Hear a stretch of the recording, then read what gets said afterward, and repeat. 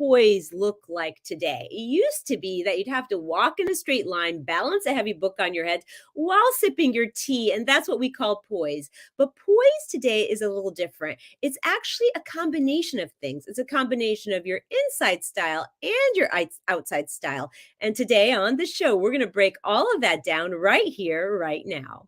Welcome to Waist Up Wardrobe. I'm Christine Vartanian, a civil engineer and attorney turned personal style expert and image consultant. As the founder of Jade for All Seasons, I am passionate about unveiling the inner confidence of my clients by developing their personal style. But is getting dressed up still important in our virtual world? Well, that's where my experience can help with what I call Waist Up Wardrobe. Waist Up Wardrobe is a podcast for all things you need to conduct an outstanding Zoom meeting. It's about how to dress for the camera, but it's not just about the clothes. It's about everything you need to know to show up on brand and professionally for the camera. Join me in the Waist Up Wardrobe studio to discuss how to navigate this virtual world and dominate from behind the desk. Hello, Virtual Nation. Thank you for joining us for yet another episode of Waist Up Wardrobe. And today is episode 95. Boy, we are approaching that 100th episode very soon here. But today we're going to be talking about poise. What does poise really mean in today's world? And why should I be talking about this when it comes to image styling, whether you're on and off the camera? And the reason is because poise is a combination of style, different styles, your inside style and your outside style coming together to create this sort of what we call poise, this way of being, this way of acting, this way of really what your style is in general, not just with your image, but really overall, including body language, the way you speak, the way you talk, the way you relate to people. So poise has a lot to do with style, more than you might think. And so I'm going to start by just talking about breaking it down into two categories. Okay, I view poise, and I believe this to be true, that poise is two different things. It is the combination of your outside style and your inside style. And so what do we mean by that? Let's break it down even further. Let's take outside style and really break it down into all the parts that it is, right? When you talk about outside style, we're talking about really the way you present yourself to the world, the way people see you show up, right? A lot of that has to do with your clothes and what you wear and the image that you carry when it comes to styling you and your wardrobe. But it's more than just that, right? It's about healthy skin. It's about healthy body. It's about your body language, right? And it is about grooming. And then, of course, I always say that the way you dress has a lot to do with how you express your style and contributes to how you adapt your poise in the world. So let's talk a little bit about each of these categories and what one really needs to pay attention to really up level their inside or their outside style when it comes to each of these categories. You know, I talk a lot about health and wellness, just generally with my clients, but also I talk about it on the show because, just taking care of your body is sort of the beginnings. It's the foundation for being stylish and having a great style. And so we break it down from the outside in and the inside out. Really, we just do go both ways, and we really dial in about what you can do to up level in every area. So if we were talking about, maintaining healthy skin, right? I have a whole show dedicated to skincare. And we talked about that a lot at the very, at one of the kickoff episodes of Waist Up Wardrobe. But it contributes largely to how you show up and how you appear and your appearance, really in general, which in turn applies to your outside style and how you show up. So skin really is about taking care of it. Now, and here's the thing, it's so interesting because as a mature woman, I really didn't start taking care of my skin, and I will admit it was kind of a problem until later, like in my 40s, and I really wish I had done that skincare a little bit earlier, because as you mature, your skin changes and does impact the way you show up on and off camera. But some of the things that are really important to pay attention to, and this is kind of funny because it kind of is the same for many different parts of style, is really staying hydrated, right? Hydration is kind of the answer to so many ailments. In fact, I would love to get Rick's perspective on this, just from a male perspective, and how what he thinks about that piece of staying healthy. But hydration is so important for the health of your skin. It's also so important for the health of your joints and your body. And so we hear this all the time. We know it, but do we do it is the answer, is the question, right? And Rick, do you have an input on that when it comes to, I mean, I don't know if gentlemen really think about skin glow or skin health, right? But it is important. I mean, for sun to protect against sun damage and to keep yourself looking youthful and feeling youthful, don't you think? Yeah, absolutely. I mean, I taught myself to drink water, like a lot of water every Yeah, day, and now it's not a big thing. Before it was like, it was such a chore because it was so much, and now I don't know, those I forget how big they are, but I'll drink 8 of those big, like, smart bottles yeah. of water, every day, no problem, and it just, like, if I don't have enough of that, it just feels like I haven't done what my body's used to. Right. Exactly. And it is so important. I always, for me, I try and drink, and I don't always hit my target. I have to admit, it is hard to do because you're busy throughout the day. But to kind of overcome the busyness, I'll drink 16 ounces of water in the morning, right when I wake up. It's like one of my first things I do as a routine. And I get 16 ounces out of the way, right? And then I have, another 30 to do later. But at least I got my 16 ounces, which is a good amount of water, right? And that really does contribute to a healthy glow and healthy skin, and doing it consistently. And the reason I bring that up, I know it seems, and maybe you'll agree with me here, it seems so basic, right? People know they have to drink water, but because we are building it into this idea of how you show up, what your style is like, how that impacts your poise in the world, um, just this little piece is part of that, right? And staying hydrated to have that glowing skin is really important for men and women, I believe.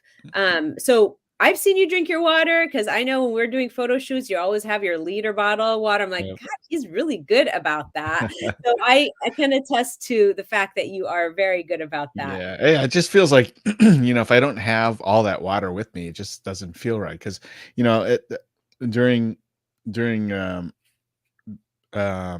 past, I don't know, 10, 15 years of having children, every once in a while, I I would go out and golf, with my buddies. That's 5 hours out on the course walking around, and it's like, okay, maybe once in a while we'd have a cocktail or something like that, but it's like I'd rather just have the water. And so I got myself used to being on the golf course, always taking a drink of water between holes, and then I think that's what built up my stamina for drinking so much water every day. And Yeah. now, to drink 8 liters a day, it's nothing. Well, it becomes a habit, right? And Mhm. as business owners and entrepreneurs, we build in habits into our world to keep us kind of on task and keep us successful in meeting our goals. So it's totally true. And I'm going to move into, but I want you to stay on for just a second because I'm Okay. curious about this. For women, we really think about our skin a lot. Like we think about moisturizing it, making sure we have the right sun protection, just to stay youthful and and clear from sunspots and sun damage. We think about our lip health. I mean, just keeping it moisturized as well. So do gentlemen think about that as well? I mean, I, I guess sunblock would be one that you probably are really good at, especially if you're golfing. Yeah. Yeah, absolutely. I mean, it's like if I'm not doing it, I mean, being out in the sun all the time, it's like you're very conscious about taking care of your skin and protecting it from the sun, right? And if I'm not doing that, or if I'm on the beach, I always hear about it from Tammy. So Yeah, it's like, hey, you need to put this stuff on. But uh, the other thing too is not only being hydrated, but is like protecting your lips. I just remember in the days of Carmex, right back in high school and college, it's like I was addicted to that stuff and just constantly putting that stuff on. And if my lips aren't moist, if they, I just hate the feeling of them getting dry and yeah. parched, and then next thing you know, they're peeling and then bleeding, and it's like it's not a pretty thing. Well, and it doesn't, yeah, it doesn't look nice and it doesn't feel good. And so it's Mm-mm. really part of your health care, right? Yeah, yeah, Like, and we did that whole episode early on about where skincare is healthcare. You have, it is such an important, I mean, our skin is like our biggest organ in our body. And again, I know it sounds very fundamental, but we forget to build it in as a habit and a routine. I mean, I have mhm, teenagers that one of them is a runner and one of them is a rower, and I constantly have to tell them about the sunblock. They're teenagers and they don't think about that. And you know what? I was the same way. I get it. But like it's if you are able to do it and you are in tune and aware about doing it, it will pay off in spades as you mature, and it feels good. It feels healthy to yeah, have glowing skin, right? yeah, So absolutely.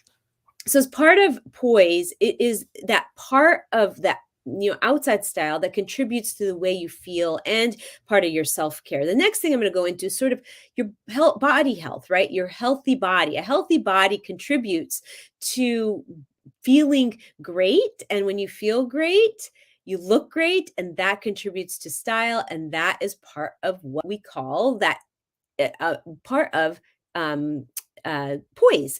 So exercising lifestyle. A lot of people are like, well, exercise is not for me.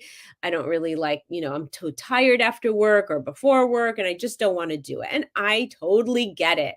It's another habit really that needs to be built in, and it has to be built in a mindful way. Like, not everybody's gonna go out and run a marathon. You don't have to run a marathon or go to a CrossFit gym to feel like you're moving and taking care of your body and that part of your style, because everybody moves differently and everybody has something else that calls them. And on top of that, if you're not exercising in a way that interests you, you're just not going to do it long term. And Jennifer is here and she's saying, I love my morning walks on the beach. Exactly. So, and I know Jennifer is also an avid golfer, so she's totally athletic. She's always moving her body, but she is really good and she's a business owner. She is the sauce goddess. She owns a company called the Sauce Goddess. And so she knows how important it is to have those built-in habits that contribute to your health and wellness and your self-care, that in turn contribute to the way you present yourself to the world and that piece of poise. It really keeps you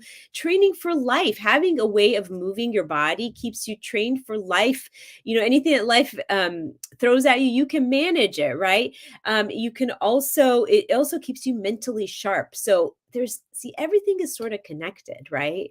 Taking care of the body, your skin, the way you're moving, those all connect to really give you a life of a great up-leveled life where you're feeling good. When you get out of bed in the morning and your feet hit the ground, you're not going, "Oh man, another day." You're going, "Oh, yay, I get to wake up to a new morning because I am taking care of my body and I'm living a quality life." And I'd love, Rick, your take on this too.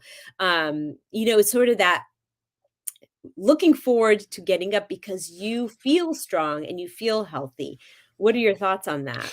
Yeah, I mean, I think the big thing for me is just getting enough sleep. I'm kind of a night owl, and if I don't feel rested in the morning, it kind of dictates. Well, you know this, when we have early morning meetings, it's like you're so, it's like it's a Monday, but it's like, why are you so grumpy? you know, Oh, and it's usually because I don't get enough sleep the night before, or I just don't feel rested. But it does put you in a mindset if you have enough rest, the way you feel in the morning, how you start your day.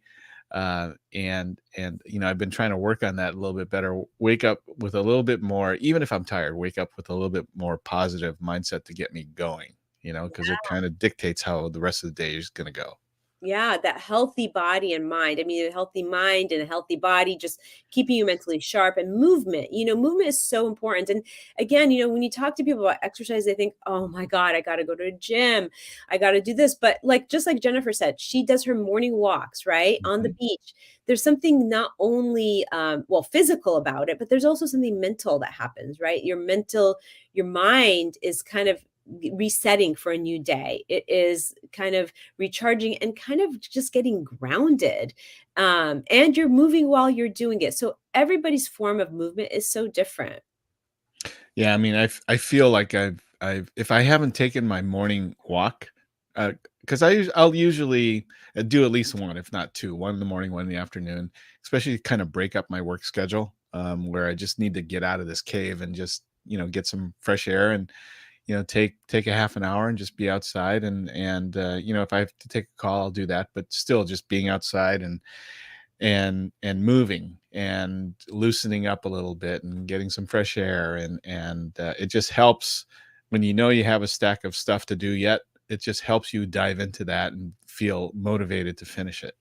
Yeah, absolutely. So, again, just going through these pieces that contribute to your outside style, right? The things that people see, your skin health, your healthy body, and we're talking about not only movement and exercise, but how that impacts your sharpness, your mental sharpness. It also healthy eating. I mean, again, so much that we already know, but doing and knowing are two different things. And when you see like these things that combine to create a bigger picture, a bigger style about you, a bigger way of showing up in the world, it starts making sense. And you start building in habits, little habits, like drinking your water, putting your sunscreen on, that contribute to all these parts that then give you that whole presentation, the big picture, right? Yep, I totally agree with that. I totally Yeah, agree. no, and then the next thing I wanna talk about is body language, and we did a whole episode on body language. We had a body language expert here. But here's another area where your poise, your outside style is revealed to the world, right? How do you present yourself? How do you talk? How do you move your body when you're interacting with somebody? And those things are like your eye contact, right? You making eye contact with people. When we're on camera, it's one of those tricky things that we've talked a lot about on Waist Up Wardrobe is how do you make eye contact through that lens, right? And the weirdest thing, making eye contact with your audience is kind of looking right at that lens, not really looking at the screen like I'm doing now, but looking at that lens through the lens to see your audience members.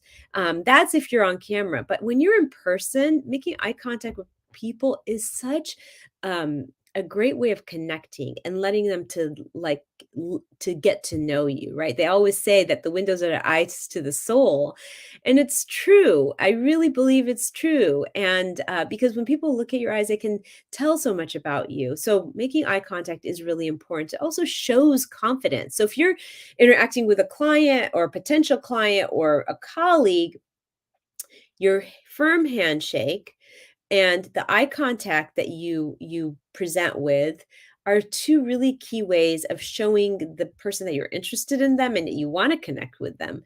And the other thing is you're smiling. I mean, I think smiling is the easiest way to connect with people, because if the eyes are a window to the soul, really the smile is a window to the heart. It shows people that you really are interested in them and you want to connect with them and that you're happy to be around them. All these little things about body language are part of how poised you are, how what your style is when you're presenting yourself to the world. And so it's interesting because people go, well, my body language is my body language. Can I improve it? Absolutely. We've had a whole episode on body language and how you can improve your body language through the camera, but off the camera, a lot of those things still apply. Again, the basic rules, eye contact, smiling at people, that firm handshake that doesn't really want to break somebody's hand. So it's not too firm where you're being too powerful, but also not kind of wimpy, so you have this firm handshake that shows that, hi, I am so and so, and I'm pleased to meet you. Another really important part of poise is really managing your body language. And I know, Rick, you have something to say about that because I was going to add to that because I was yeah, going to say this is a pro tip, right, for the people that are doing stuff virtually and on camera. And I think you definitely hit the nail on the head on that.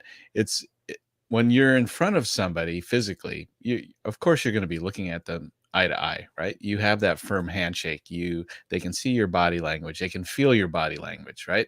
Yeah. Not so much when you're on camera. And this is where you really have to pay attention on what you're looking at. I've seen so many people that are doing podcasts or live streams or whatever they're doing, and especially when they have a guest on, they're not looking at the camera. They're, and it's a weird thing because where the camera lens is different than where the monitor is. I mean, I have my camera right in front of the right in front of my monitor, so it looks like I'm looking at you through in the camera, but I can also see what's going on. But it's so common, like Christine demonstrated before, to just look at yourself on camera thinking that you're looking at the person on the other side, and it's just weird. It just gives that weird feeling. And so, pro tip, look at the camera lens when you're interacting virtually. It's on Zoom or even with a friend.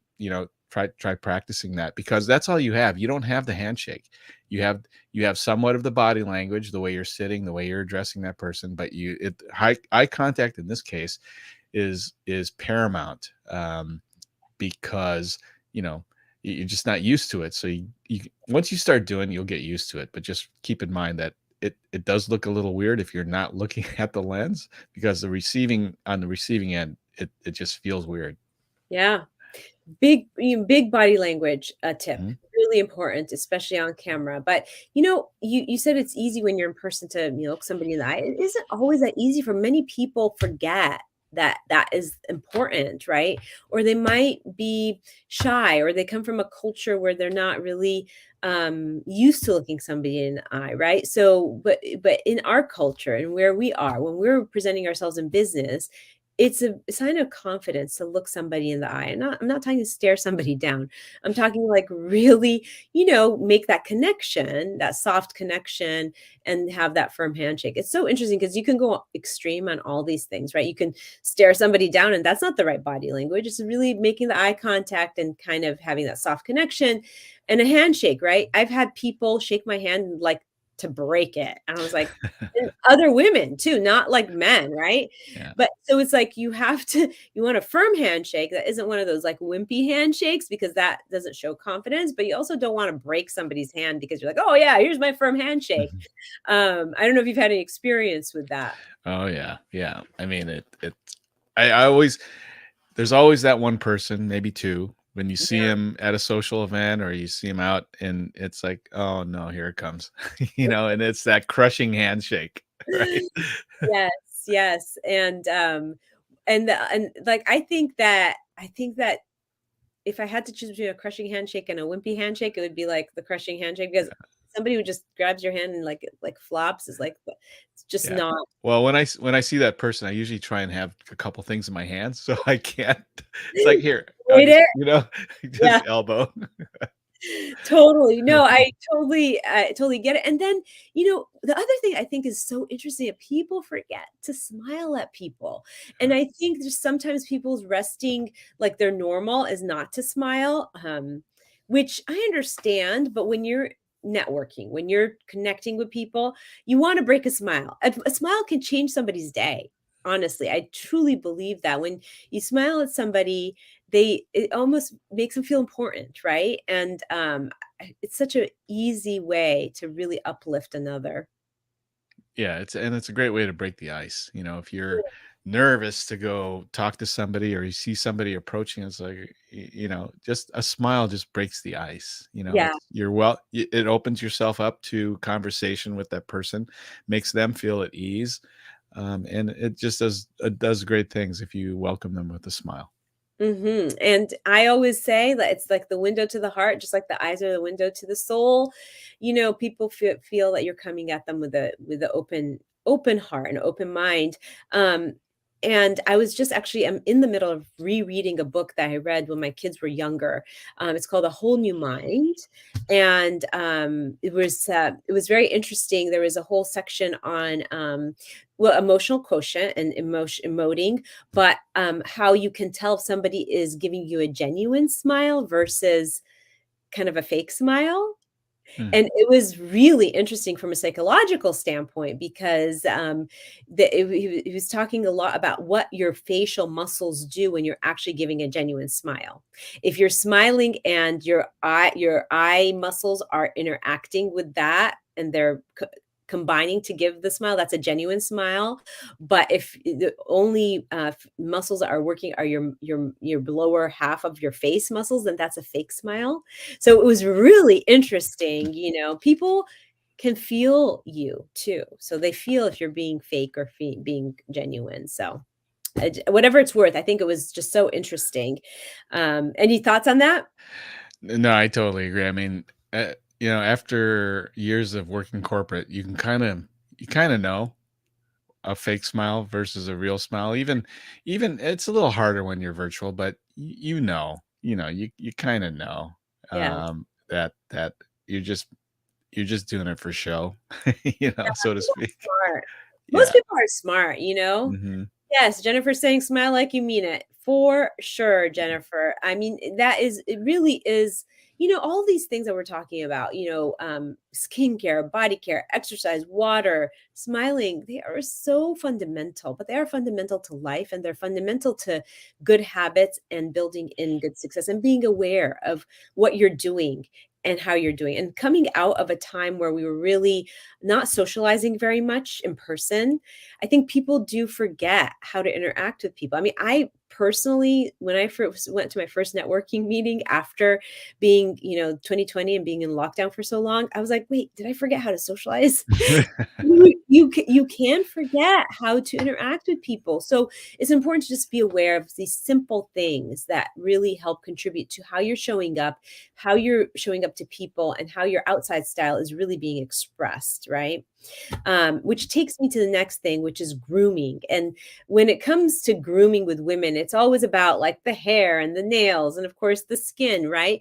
All really important contributions to the way you're showing up. With gentlemen, it's more about like, if you're well shaven, if you're clean shaven, so things like that. So both for women, men and women, there are things that contribute to the way you're showing up and the way you're looking when it comes to grooming. And it's really important to pay attention to all of that.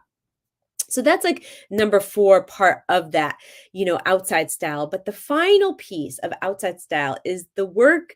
It surrounds the work that I do. It's about your image. It's about what you wear and how your wardrobe looks and how you're presenting yourself. What is that language you're using with your style, your outside style, the clothes that you wear that is expressing something to people, and how you carry yourself, and what you're trying to say with your clothes. Clothes are a language. It is, and style is a language, right? And so it's something that you develop and you learn more about.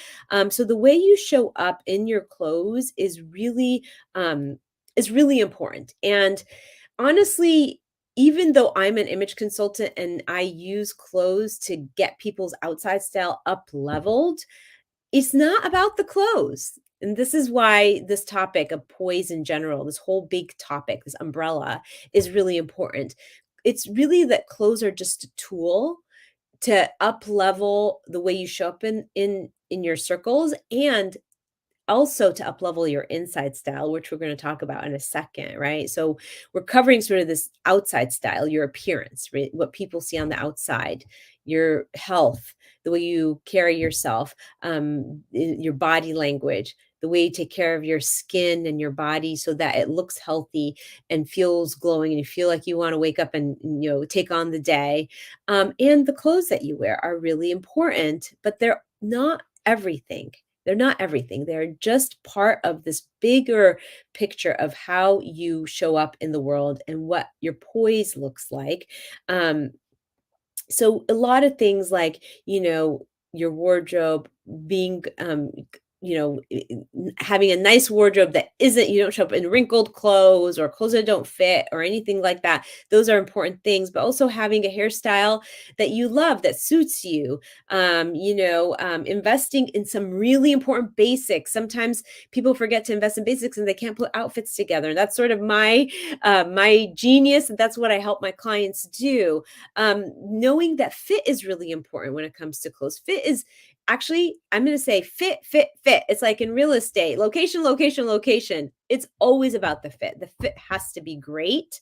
Enhancing your best features. If you have a tiny waist, that's what you want to highlight. If you have great legs, that's what you want to highlight. So really enhancing your features, your best features with the colors, with the clothes that you wear, and wearing color. People, especially us women, we shy away from wearing color, and we shouldn't. Color is a way, again, of expressing our moods and how we're feeling, and color is really important. I think many women tend to go to black because it's slimming, and that's okay. Every once in a while, black is okay, but don't exclude reds from your repertoire, blues, greens, other things that can give you a lot of show off your style in so many different ways and allow you to flex your wardrobe and play with accessories. So some tips here on creating a stylish wardrobe for yourself is make sure that fit is really you're honed in on fit. Enhance your best features, wear color, don't shy away from color, play with accessories, necklaces, glasses, earrings. We have the Big Audacious Earrings box membership club that you can be a part of so that you can, play with earrings as part of your look. Comfort is important, of course, but you can have all those things. You can have stylish clothes and comfortable clothes and things that make you look great and feel great all in one wardrobe. And that is actually something I work with my clients all the time to achieve. So when it comes to the outside style, that first part of poise, think about skin health. And we actually have a whole episode on skincare as healthcare. It talks about how you moisturize, what the really important things, and some really cool products that you can use to really take care of your skin, hydrating, of course. Healthy body, exercising, keeping fit, having some kind of a movement that you do.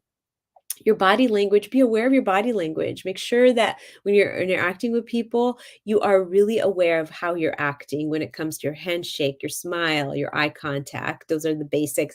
Grooming, keeping your hair, nails, face, all those things groomed so that you can show up looking fantastic, and building a little wardrobe that makes you feel great when you show up in whether it's a social circle or a networking circle. So that is pretty much outside style in a nutshell, right? Those are the parts that contribute to how you show up, how you look when you show up in circles.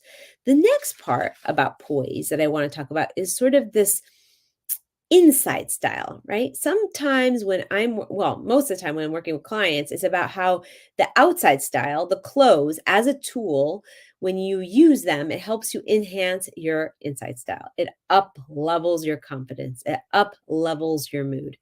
But inside style kind of boils down to three different things that kind of show up are on the inside, but kind of radiate outside for people to notice and contribute to your poise. And that I call the three C's. The three C's are really what your inside style are comprised of: your confidence, composure, and compassion. And it's so interesting too, because just reading that book I was referring to, the whole new mind, emotional quotient is such a big topic in that book. And that is all related to compassion. And I'd love to get Rick's take on my three C's just in general. So the three C's that contribute to inside style, in my opinion, are confidence, composure, and compassion. And when it comes to confidence, clothes can be a great tool to help up-level the confidence. So they're all kind of tied in together. But what is your thoughts on my three C's, Rick? Confidence, composure, and compassion. Well, I totally agree with that. And there's a couple different situations when you think about it, right? So if you have a client that you've been working with who you've dressed to provide those three C's to, right? The mindset portion of it, but yet they don't adapt to how they're dressed, then you're missing an opportunity to take advantage of your new look, and to establish your character in a way that exudes the confidence, that exudes the composure that you're talking about, and come across as a good listener that's very compassionate to the conversation, to what the person's saying. So you have to kind of all put those things together, because you can be dressed to the nines, right? For a Right. guy, just look outstanding. But if your personality is not congruent with the way you're dressed in front of a customer, or in front of a prospective client, you may lose that client because you're just not in tune with that. You're not listening to them with the intent to understand. You're just listening to them to just answer the question and plow forth with what you're trying to sell them, or what you're trying to do, right? And so it's kind of it was a new thing to me when I learned that years ago. But it's easy to adapt to once you're in tune with it, and especially if you're like Christine is promoting. If you're dressed, to exude those three C's, then start practicing them, because you'll start to see incredible results once you start doing that. Yeah, absolutely. And so this is why I love the three C's, because it's really easy to remember. Now, can one learn to be poised? Of course, you can adapt poise, you develop it over time. It's a great conversation for young adults and young people going into the workforce to understand what actually will make you show up looking your best, being fully poised, being well received by potential people you want to interact with, whether it's a boss or a colleague or a potential client.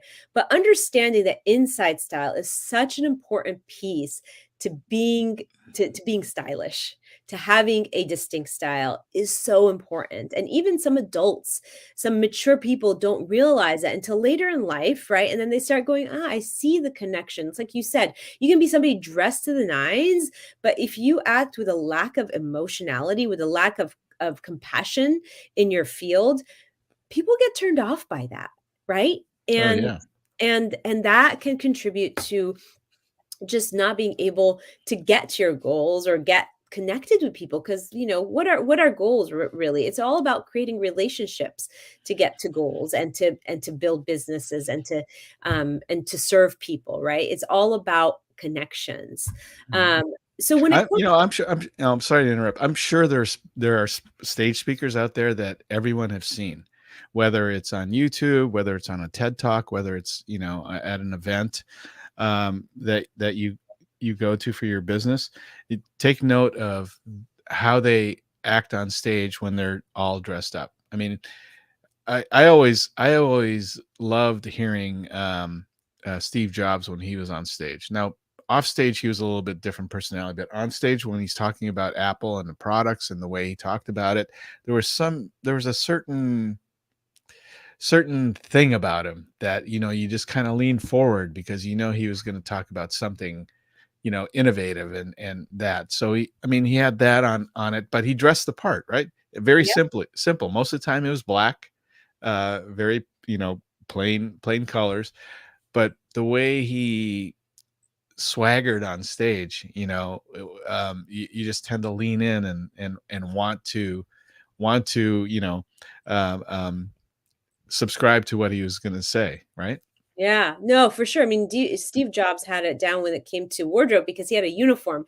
He Mhm, had a certain way of dressing that was very signature for him, which mhm. is stylish. That is style. But this whole idea of the way you said, receiving him well while he's on stage, and you want to lean in and you want to hear more, is because he exuded this confidence, right? And this knowledge, and this, you wanted to learn more and absorb everything he said. And that is confidence, right? And confidence is interesting, because I believe that every human being has insecurities, right? Everybody has somewhere where they're not fully confident. And either you'll never meet a person, in my opinion, I know never is not a really good word to use, but that is fully confident in every area of their life, right? We all have certain things that throw us off a little bit.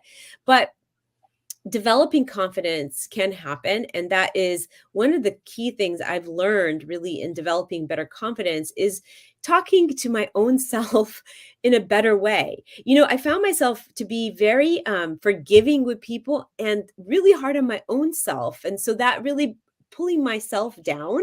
And so many people do that.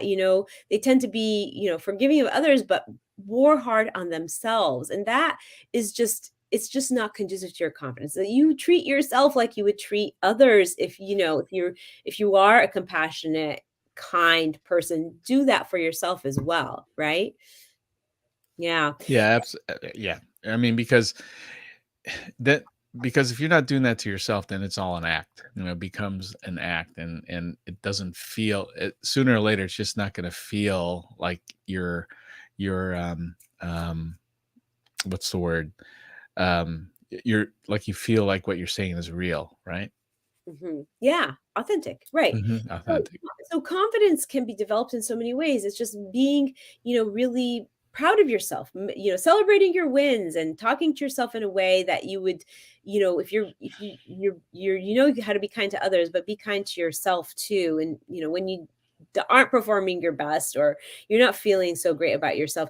I also love to create, like, I love inspiration. So something that gives me confidence is having, like, I kind of catalog quotes, inspiring quotes that really encourage me throughout the day. I hang on quotes a lot, even certain words actually, and books and things like that. Things like that inspire me also help me build confidence, and just understanding other people's stories and learning from them. It just gives me that sense of gratitude and confidence as well.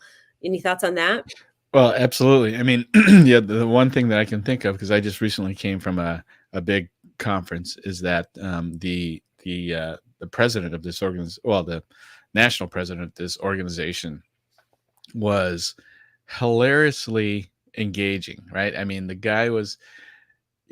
I had never met him before, and I'd never heard him speak. So I thought, okay, he's going to be kind of stiff. He's going to be this, that, and the other thing. But he was so funny, and that was his way of connecting with the audience, because his character, I mean, his normal resting look was just very professional. He's very stoic type of guy. But man, when he got up to the mic and communicating to 3,000 people, he did it in a way that instantly made us comfortable, instantly made us lean up and want to listen what he was going to say next, because he was so great at using humor to teach Mm. the people that were there.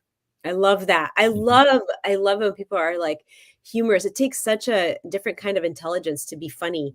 And I think that can make you very confident. When people Mhm. are laughing at what you're saying, and it's also a tool for teaching, just like you said. Another thing that is really great to kind of help you personally develop a better confidence is keeping a diary, or just remembering to celebrate your wins, keeping a diary of the goals you're achieving. Those are things that build us up. As people, like, we go, oh yeah, I achieved that. In fact, I was just talking to a client the other day, and I was telling her, oh my goodness, we had set some goals, and she's one of my branding clients, so I'm working on her brand with her. And she's like, and I did this, and I failed my class, and I reached out to a couple of people about my coaching program, and she had done a couple other things. I'm like, oh my gosh, you did so much. She goes, yeah, and I just forgot to celebrate that. Oh, no big deal. I'm like, see, this is where we falter as business owners. We check things off our box, things that were hard to achieve, and then we forget to celebrate them. I'm Yeah, guilty yeah. of it myself, right? So Yeah. Well, those are let me give props to Christine. Okay, yeah, so we've been doing this show for a while, right? For a couple of years.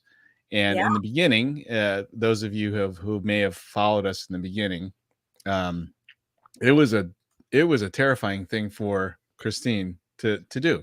Like every week, something new, not only new but live, right? And then it got easier when you had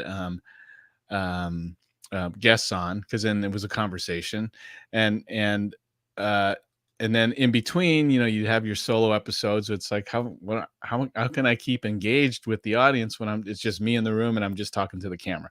yeah. But you've done such a cool transition over the last couple of years since we started, and that when you talk about celebrating the wins, I can tell you this. So if we look at the calendar, and I want everyone to listen in on this and be knowledgeable and be on this episode on June 30th. Okay. On June 30th, Christina's going to be doing her 100th episode of Waist Up Wardrobe, 100th episode. And we've only missed maybe one or two because of the holidays or some personal event. but 100 episodes, and I got to give you props for hanging in there and doing it like religiously every week, because it's a task to put a show like this together. After the first month or two, it's like, okay, I'm running out of things to talk about, but you found a way to get, content out there to your clients, and this is the way. This is going to be a way to for everyone to come in and cheer Christine on and give her props. And I think we're trying to put a special show together with some special guests, but I'm super excited. I'm very proud of what Christine's done, and this is my way of giving props to you on air to your audience. Thank you so much. And you've been such a big part of this, Rick. But the 100th episode is going to be fantastic. It's coming up on June 30th. And I'm looking to get some awesome mentors as a panel, but I'm going to keep it kind of a little bit of a secret. But that, of course, like doing things like that and continuing to do it and staying consistent really does help build up more confidence, right? I will, like, you're right. For early on episodes, my confidence level very low, but I did it. And here's my last tip when it comes to confidence that kind of ties into what you were saying. Act confidently, even when it's hard.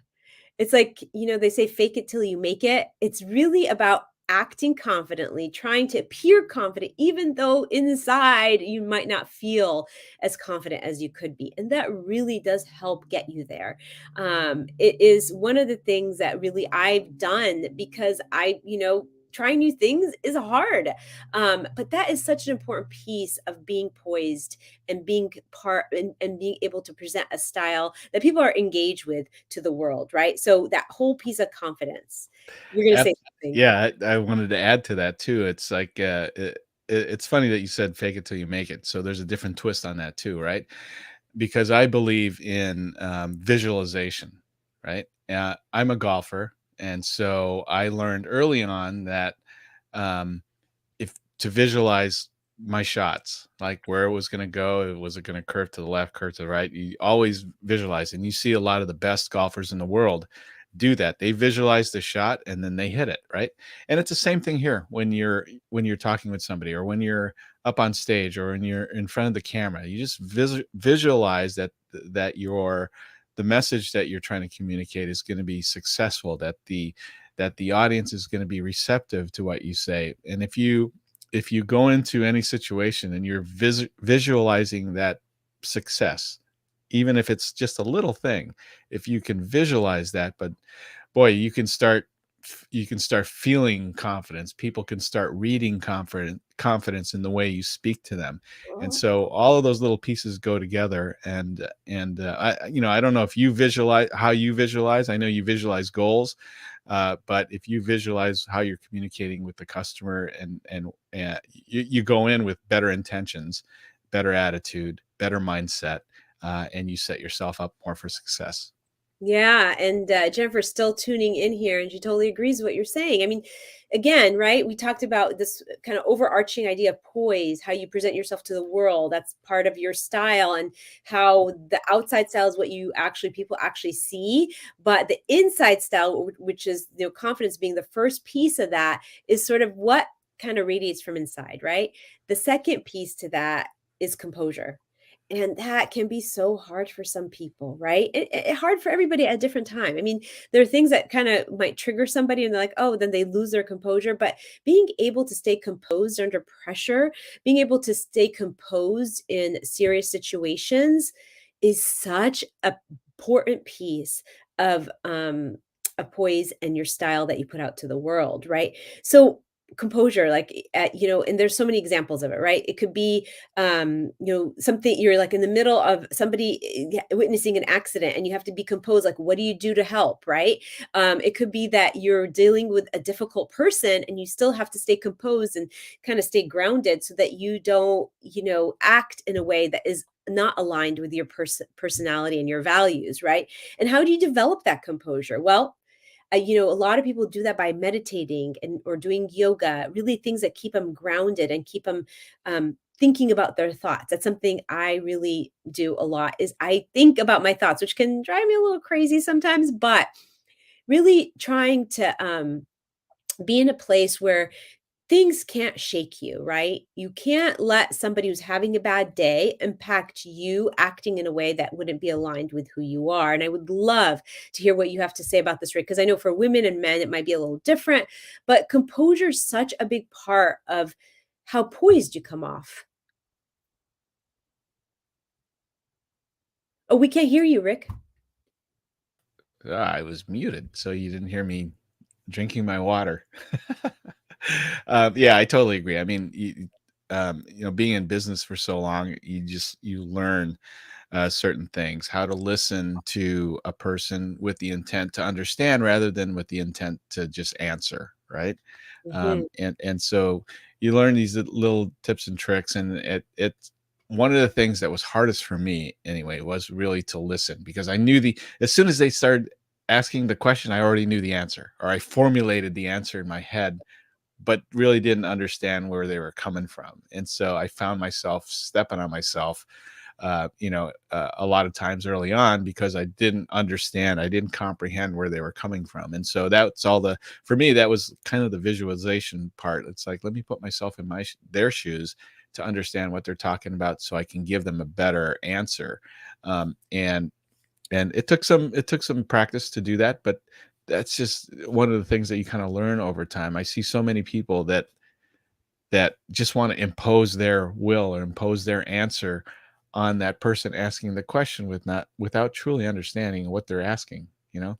Right, right, absolutely, which brings us to the last C of my 3 Cs, and that is compassion, right? You go from composure, what you just said about being patient and listening with really paying attention to what is being said to you rather than wanting to say what you want to say, right? But that has so much to do with compassion and empathy and being able to put yourself in the shoes of others as a human being, right? Um, and so again, compassion is basically what empathy is. And empathy is being able to put yourself in other people's shoes and listening with intent rather than what your intentions are. So what are your thoughts on that piece? Yeah, I mean, one of the tricks, one of the exercises that we use, and I mean, being in business, I know, I'm sure many of the listeners have heard this, but one of the techniques that you can kind of customize in your own way is the feel, felt, found way to answer. Especially when it could be a hostile thing, or it could be a complaint that you're listening to that doesn't necessarily, is about you, but it's about maybe a service or product. But to come off compassionate and understanding, it's the I know how you feel, I felt the same way, but here's what I found, right?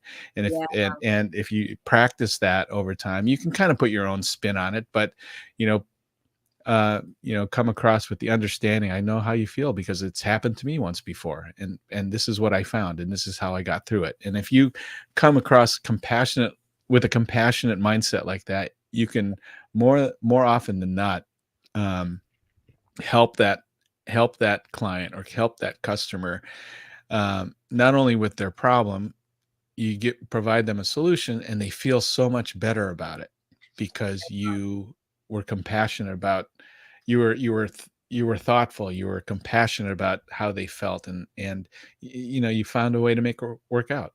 absolutely. I mean, all these things that we just talked about have a lot to do with how you present yourself to the world just in everyday life, but it has so much to do with how you do business, how you really brand yourself, up level yourself in every area of your life to be a better service provider, a better product provider. And when it comes to that last piece, that compassion, that empathy piece, so important in business to have that, to have the humility of being able to listen as if you are the other person. How are they feeling, putting that yourself in their shoes? So, there it is. It's like this whole umbrella of poise, right? And what actually is poise and why is it so important? It's so important in business because you want to have developed a style of dealing with people and interacting with people that makes you well received by them. Because at the end of the day, people do work with people they know, like, and trust. And if you are a poised individual, if you've really honed a lot of these areas, and again, it's not about being perfect, it's about doing your best in all these areas that you can, just doing your personal best, right? Um, just this idea of honing your inside style and your outside style simultaneously to be able to present to the world an individual that can be of service, that can give of themselves because they have really developed themselves in a way. It's really about self improvement. So, here's the Waist Up Wardrobe Weekly wrap up in a nutshell, right? The main takeaway here is understanding that poise is very much tied into your style. It's the way you act that allows people to see who you are. And it's not just one thing, it's a combination of things. It breaks down into your outside style and your inside style. And your outside style breaks down into the way you care for yourself, your skin, your hair, your body, your way you self-care so that you can be able to care for others, right? And the way you dress because people judge us about how we show up when we first show up. And so that matters how you're presenting yourself. And then it breaks down also into this other part of inside style, how confident you're showing up, how composed you are in difficult situations, and how compassionate you can be so that you can relate to the people that you're serving. So poise is all those things. A couple of tips on really trying to hone these different areas, especially the confidence and these areas where you can really develop is really focus on really creating celebrating your wins. That is a really great way to uplevel your confidence, and and act confidently even when in situations where if you're not confident, you just basically trying to hope for confidence as you're acting so that you can achieve it in a way. And some tools that you can use is this I broke this episode down into these subparts so that the audience can see that it's not just about one thing. The way you style yourself, the way you show up in a stylish way and a poised way is not just about one thing. It's about really developing these different areas of your life, right? So use this as a guide. Use the actual episode as a guide, and understand that style and poise is broken down into outside and inside style, and use these tools to really help you develop them. And finally, action item. If there's one thing you can do today to go back to start kind of thinking about where you are on this poise spectrum, right? What have you developed very well and what you haven't? Do exactly that. See where you're doing really great. Maybe you are really good at exercising. You got you really take care of your health very well. So you care for yourself very well, which allows you to care for others because you can't, you have to fill other people's cup, but you also have to be full yourself. And then think about other areas where you can do better, right? Could you maybe hone your confidence a little bit more? Could you maybe up-level your wardrobe so that you can up-level your confidence? Because all these parts are tied in together. So remember, poise is not just about one thing. It breaks down to outside style and inside style, and both of them inform each other. And there you have it, the Waist Up Wardrobe weekly wrap-up. And join us next week at 11:30, same time, right here on Facebook, where we bring you another live show of Waist Up Wardrobe, and bring a friend.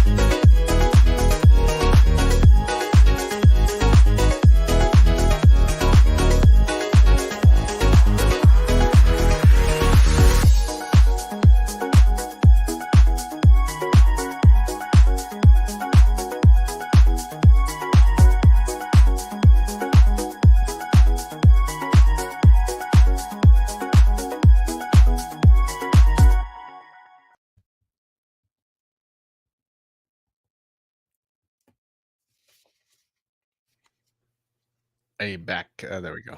All right. Well, thank you for chiming in on the topic of poise. I think we really it was really good. There was a lot of really great tips and ideas that you gave. Yeah. Yeah. Yeah.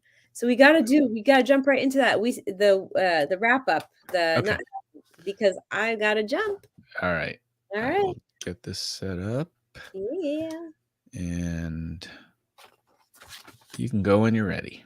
Okay.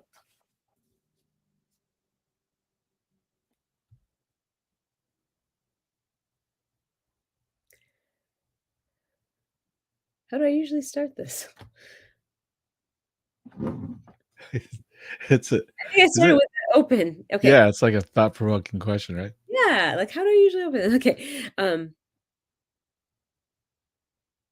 what does poise really look like today? It used to be that you would have to walk in a straight line with a heavy book on your head while you're sipping your tea, and that's what they called poise. But today, poise is a little different. And in episode 95, what poise is today, we're going to talk about all of that. Is that good enough? Did I do that right? It was a little different. I didn't do the so that. Yeah, Yeah. so that you can, Okay, yeah. I'll do it over again. Yeah. I'll do it over again. Okay.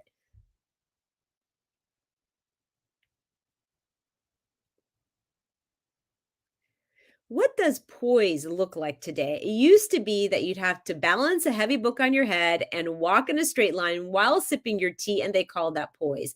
But today, poise looks a little different. It's actually made up of a bunch of things. And basically, what it's made up of is inside style and outside style. And in this episode, episode 95, I'm going to break all of that down so that you know how you can adapt a better poise. Okay, that's good. Good enough? Okay. Yep. Yay, yay.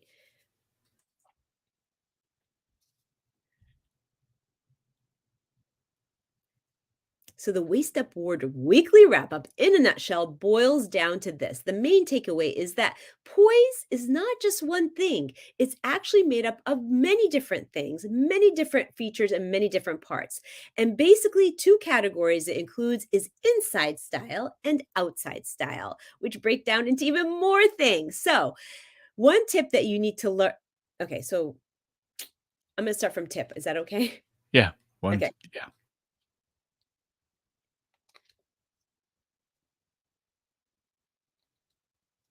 I'm going to start tool.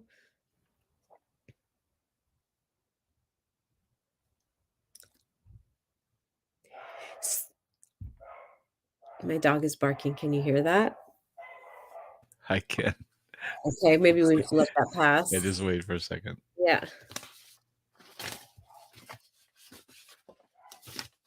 Barking dog.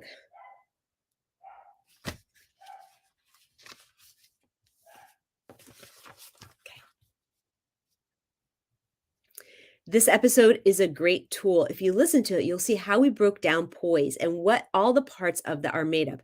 So, one tip is go through the episode, use the episode as a tool, and look at the parts of what inside style is and what outside style is, and try and hone the areas where you feel like you could do better. And finally, the action item is where you feel like you could do better. Like, let's say confidence is a piece that you could do better in. Just adapt certain things that will help you up level your confidence. And when it comes to confidence, just remember as a part of your inside style, if you can fake confidence even when you're not feeling confident, that will help you get there sooner.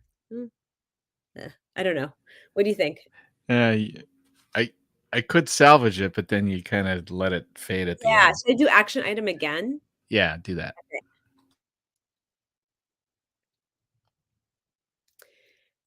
And here are some action items, right? When you go through that. Okay, let's start over again.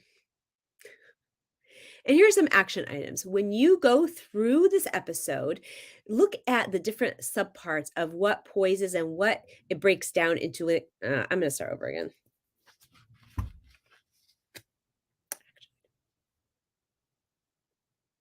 Here's an action item. Go through this episode. Okay, and here's an action item. There are many parts that contribute to your poise. Pick that part, whether it's building up a better wardrobe or taking better care of your skin or up leveling your confidence, and try and work on just that one piece and get it to a place where you feel great about it. So it's about baby steps, right? So action item, just do it in little baby steps. Listen to this episode and use it as a checklist to up level your poise on a daily basis. What do you think? Yep, that works. Okay, thank you. I've got to run because I have to get to a 1:30 appointment, but thank you. You're welcome. Good All job right. today. All right, you wanna Wait, kill where it? am I? Kill Oh, there it. we go. All right, hold on.